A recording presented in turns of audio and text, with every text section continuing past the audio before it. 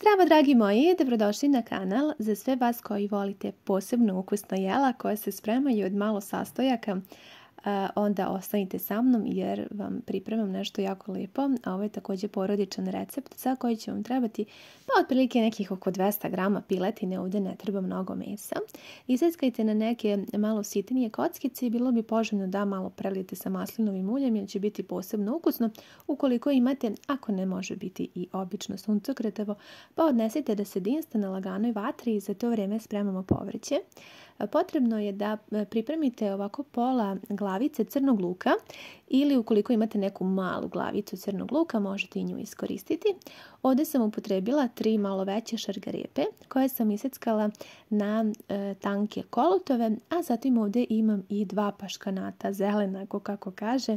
Također ga iseckajte ovako na neke sitnije kolutove pa stavite u posudu. Treba će nam i jedan malo veći krompir koji je potrebno da iseckate na što sitnije kockice, to bolje. Eto, otprilike ovako. I mi smo naše povrće pripremili. Prošlo je nekih 10 minuta. Meso se taman lijepo izdinstalo sa obe strane, pa ćemo dodati unutra povrće i preliti se tačno 1 litar i 300 ml vode. Ja koristim ovdje šerpu od 2,5 litre i to je taman dosta.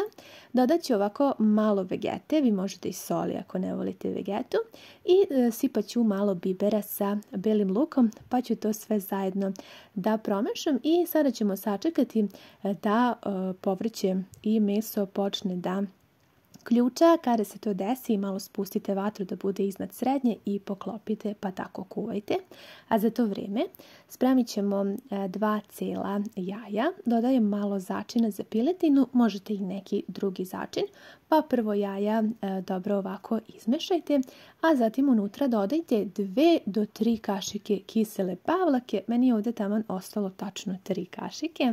I dodajte 2 kašike griza. Ovo će biti jedna jako lepa griz čorba koju ne znam da li ste pripremali na ovaj način i da li ste nekada probali, ali mislim da će vam se ukus jako dopasti ukoliko budete pripremali. Sve ovako dobro promešajte pa ostavite sa strane do upotrebe. Nakon 20 minuta provjeravamo čorbu i kao što vidite luk se sada skroz već raskuvao pa ga možemo slobodno odstraniti, ali nam više neće biti potreban, pustio je svoju aromu i ukus. Sad ćemo da promešamo i da prelijemo sa još 300 ml vode jer je povrće i meso upilo. Pokrivamo i sačekamo da sve bude gotovo.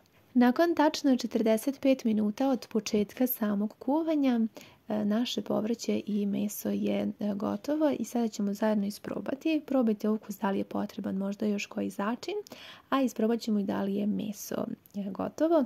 Možete na ovaj način sa varjačom, ukoliko se prepolovi, znači da je dobro kuvano. I sada ćemo još da ovu našu smesu od griza ulijemo, ali najprije sipajte možda nekih 3-4 velikih kutlača ove tople vode iz čorbe, pa sve to zajedno promešajte, a zatim ovako lagano dodajte u čorbu i stvarno ovo je najlepša čorba koju ja pravim i jako volim. Kažem, ovo je porodični recept i ne znam da li ste vi isprobali, ali ako niste, obavezno isprobajte.